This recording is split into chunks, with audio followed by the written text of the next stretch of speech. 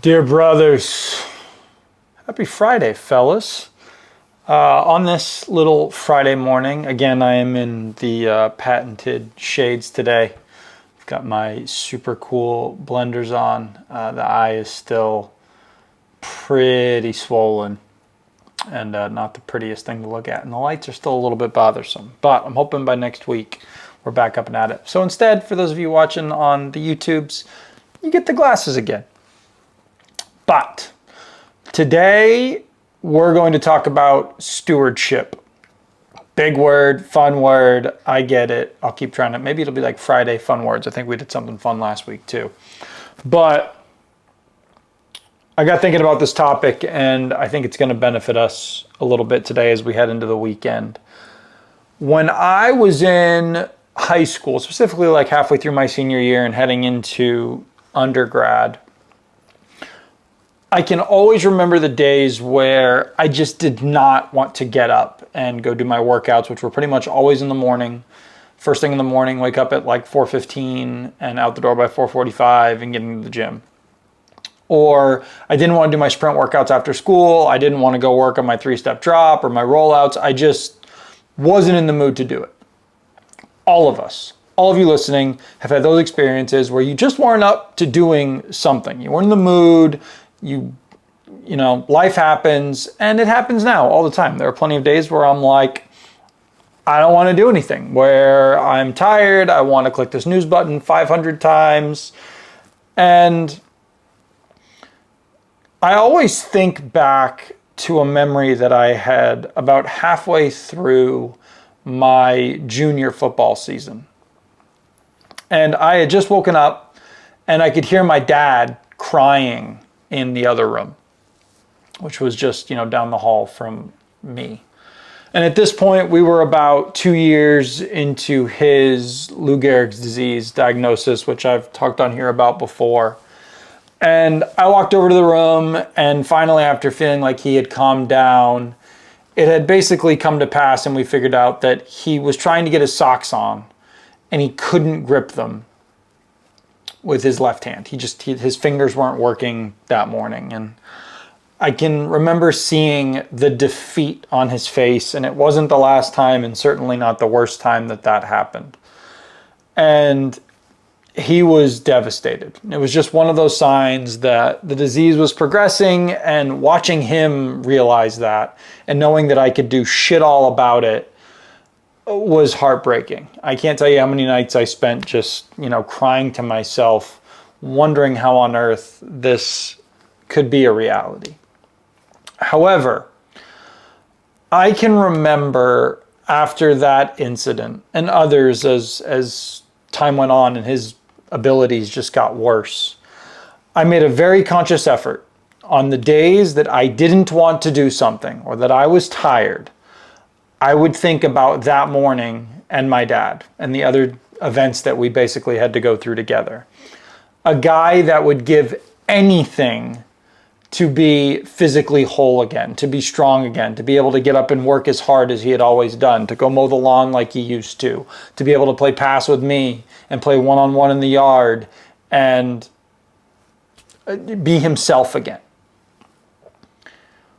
What kind of man would I be if I wasn't being a good steward of my strength, of the ability to be physically capable? Mind you, my old man during this time, especially in the beginning, was still working, still trying to do his job and work out downstairs and taking all these medications and pills. And even in the midst of his struggles, he was trying. Who am I not to get my ass out of bed and go work on my body? A body that is whole and capable of being strong and has no reason to be lethargic. That is not a good steward. That is someone who's forfeiting the gift, as Prefontaine has so famously said. It's a disservice to the gifts that God has given me, to the individuals like my dad who aren't able to do everything that they can. So this first part of stewardship today is that we have to be good stewards of our strength, of our physical capabilities. If we are capable of getting stronger and better physically, we have to do so. No questions asked. There are many, like my old man, who would have done a whole lot to get their capabilities back. I have always thought that I'm going to honor him with my effort. That's part one. Part two. As I kind of got thinking more about this idea of stewardship, and especially about being a steward of my strength, it got me to thinking about something else that we have to be good managers of. And that is our talents. And I think the talent gets really confused and screwed up in today's world. And people think that their talents are just something that like blossoms out of nowhere and they don't have to do anything special effort-wise. And it just kind of is what it is. And, oh, I'm special. That's stupid and foolish. And those people are idiots. But to all the people listening to this who have persevered, worked hard, found the aspects of life that they just seem to excel at and are good at, are you being a good steward of those talents? What I mean by that, are you bringing them to other people? Are your talents blessing other people? Are they making you a better man? Are you honoring God with your talents and how they're being used?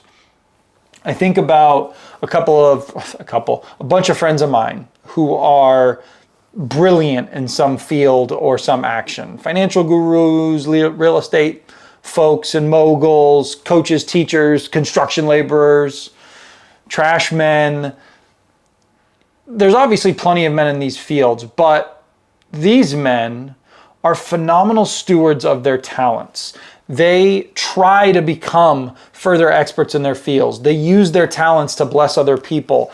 They don't just view their successes or their abilities as some gift they don't need to foster. No.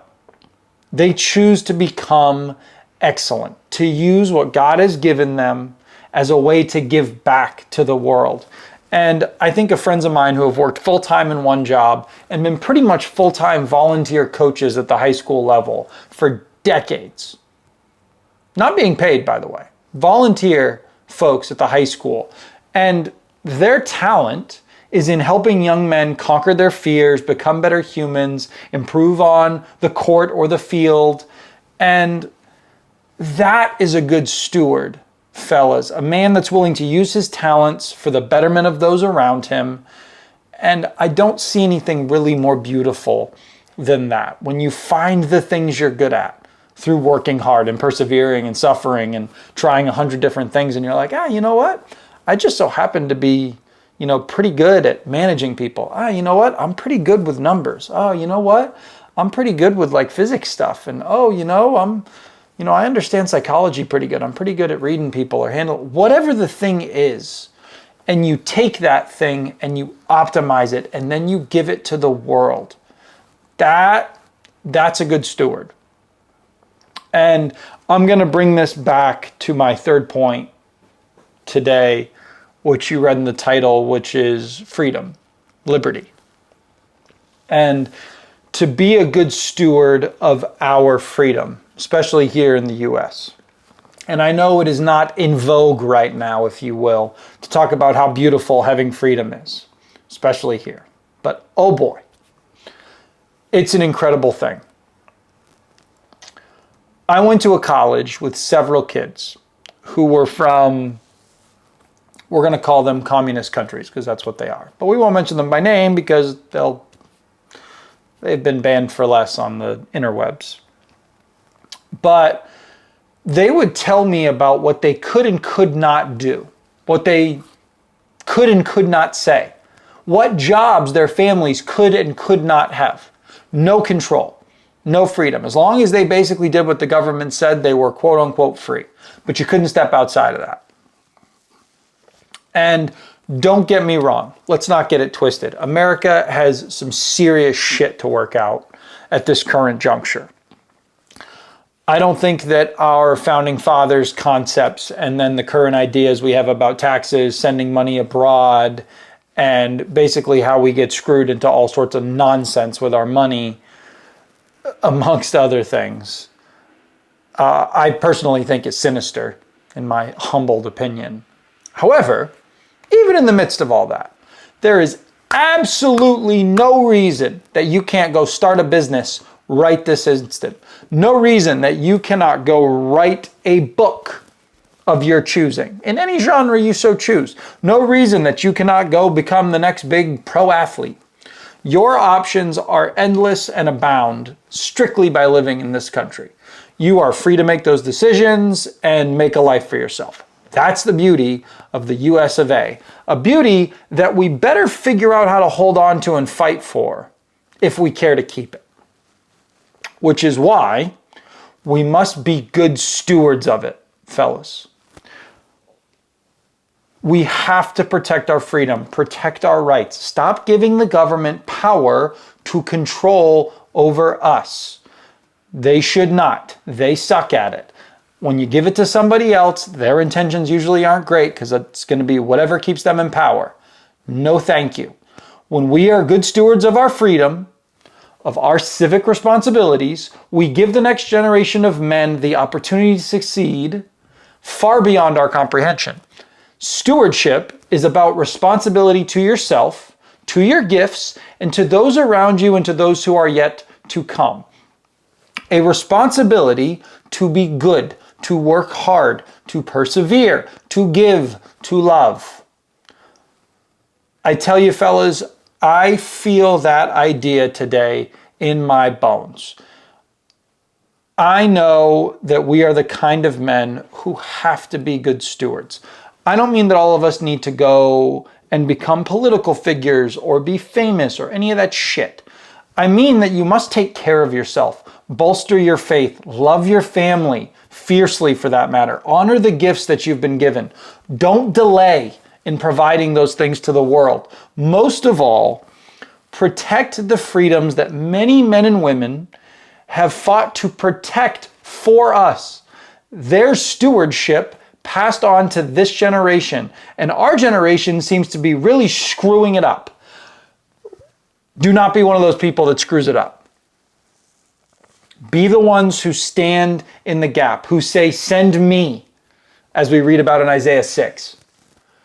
That is the kind of stewards that we men need today. The world needs today.